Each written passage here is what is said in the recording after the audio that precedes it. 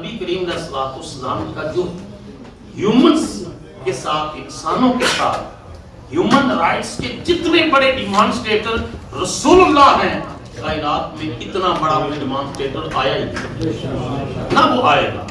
اس کی ایک مثال میں دیکھ کر کام کی طرف آؤں گا۔ حضور علیہ الصلوۃ والسلام جب غار حرا سے واپس تشریف لائے، یہ پہلا تجربہ تھا جب فرشتہ غار میں آیا، اس نے کہا اقرا، پڑھیے۔ تو حضور نے ارشاد فرمایا لا انا بقاری، میں پڑھنے والا نہیں۔ 3 بار اس نے کہا۔ آپ نے ارشاد فرمایا ما انا بقاری، میں پڑھنے والا نہیں۔ 4تھی مرتبہ اس نے کہا اقرا بسم ربک، اپنے رب کے نام سے پڑھیے۔ پھر پڑھا کہ کسی فرشتے سے پڑھنے والا نہیں ہے، ڈائریکٹ علم ربانی کا چشمہ وہاں سے فیض یاب ہوا۔ اب وہ امانت جب پہلے دن حضور اس کے امین بنے، جس کو اٹھانے سے پہاڑوں نے انکار کر دیا، ہر چیز لرز گئی کہ اللہ تیری اس امانت کو ہم نہیں اٹھا سکتے، قربان جائیے حضور کے قلب منیر پر جس نے اس امانت کو اٹھایا اور اس کی امین بن گئی۔ لیکن جب حضور، یہ فرسٹ ایکسپیریمنٹ تھا وہی ریویلیشن کے ساتھ، تو حدیث کے لفظ ہیں وَرَجَا بِهَا رسول اللہ صلی اللہ علیہ وسلم وَيَرْجِعُ فُؤَادُهُ، جب حضور علیہ الصلوۃ والسلام واپس تشریف لائے، فَقَالَ زَمِّلُونِي زَمِّلُونِي فَزَمِّلُوهُ، حضور نے فرمایا مجھے گھر تشریف لائے، کافی دنوں کے بعد حضور آج تشریف لائے تو فرمایا مجھے کمبل اڑا دو، مجھے کمبل اڑا دو۔ ام المومنین حضرت خدیجہ کبریٰ رضی اللہ تعالیٰ عنہا نے حضور علیہ الصلوۃ والسلام کے اوپر ایک بڑی چادر ڈال دی، فلم حتی ذہب عنہ الروع، یہاں تک کہ جب وہ ہراس کی کیفیت دور ہوئی تو فقال لخدیجہ واخبرها الخبر، اب جب حضور علیہ الصلوۃ والسلام کی وہ کیفیت ختم ہوئی، حضور نے حضرت خدیجہ کو سے گفتگو کی، وہ جو غار حرا کے اندر وہ پورا واقعہ نمایاں ہوا تھا، وہ اپنی زوجہ مطہرہ کے سامنے سارے کا سارا بیان فرمایا۔ حدیث اور سیرت کے اندر آتا ہے، اس کے بعد ارشاد فرمایا آج یہ پہلا تجربہ تھا، فرمایا لقد خشیت علی نفسی، مجھے اپنی جان کا ڈر ہے۔ جب میں نے بھی یہ لفظ پڑھے نا خشیت لقد خشیت علی نفسی، مجھے اپنی ذات کا، اپنی جان کا ڈر ہے، تو کیا گزرا؟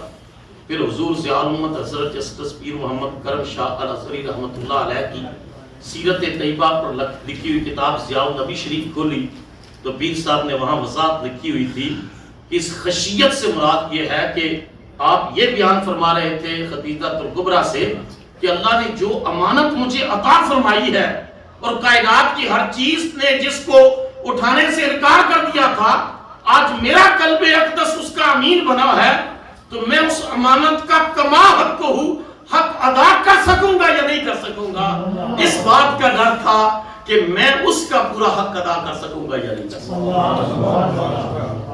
آگے سے حضرت خدیجہ کبریٰ کا رسپانس دیکھیے، انہوں نے کیا خوبصورت رسپانس دیا۔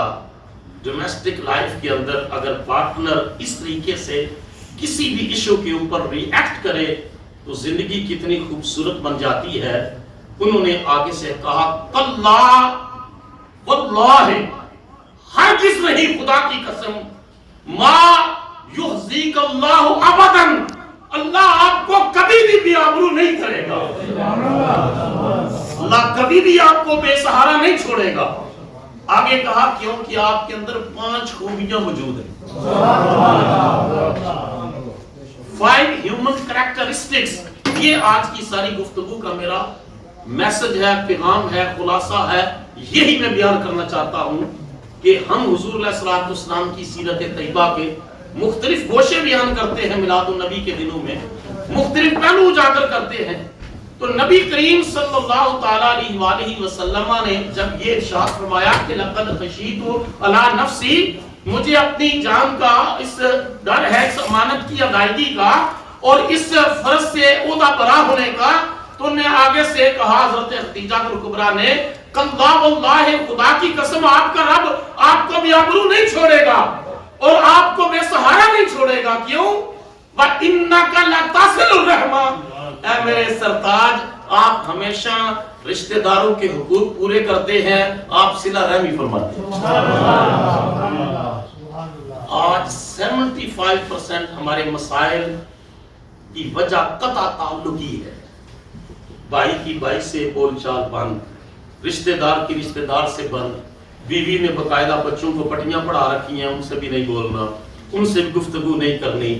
تو فرمایا یہ جو بڑی راتیں آتی ہیں نا، شب برات اور شب قدر، اللہ بڑے بڑے کبیرہ گناہوں والوں کو بھی معاف کر دیتا ہے، قطع تعلقی کرنے والے کو اللہ ان راتوں کو بھی معاف نہیں فرماتا۔ تو انہوں نے پہلی رسول اللہ کی جو صفت بیان کی کہ اللہ آپ کا ہمیشہ ساتھ رہے گا، وَإِنَّكَ لَقَاسِلُ الرَّحْمَةِ، آپ ہمیشہ صلہ رحمی کرتے ہیں، رشتہ داروں کے حقوق پورے فرماتے ہیں۔ دوسرا وَتَحْمِلُ الْكَلَّةَ، آپ جو کمزور ہے اس کا بوجھ اٹھا لیتے ہیں، کمزور کا، اور یہ صرف بوجھ کوئی سامان کا بوجھ نہیں ہے، یہ فائنانشل برڈن بھی ہے کہ جب کوئی معاشی طور پر پسا ہوتا ہے، اے نبی آپ آگے بڑھ کر، اے اللہ کے پیارے بندے، اس وقت تو حضور سرتاج تھی، آج پہلا دن تھا نبوت اعلان بعثت کا، آج پہلا دن تھا، پریکٹیکلی کہا آپ ہمیشہ معاشرے کے بے سہارا لوگوں کا سہارا بن جاتے ہیں۔ تیسری خوبی وَتَقْسِمُ الْمَعْدُومَ، اور اپنی کمائی میں سے غریب کا حصہ نکالتے ہیں، بیوہ کا نکالتے ہیں، یتیم کا نکالتے ہیں، ضرورت مند کا نکالتے ہیں۔ جوب کی آپ کے دروازے پر آتا ہے، کبھی آج تک میں نہیں دیکھا کہ وہ خالی واپس کیا۔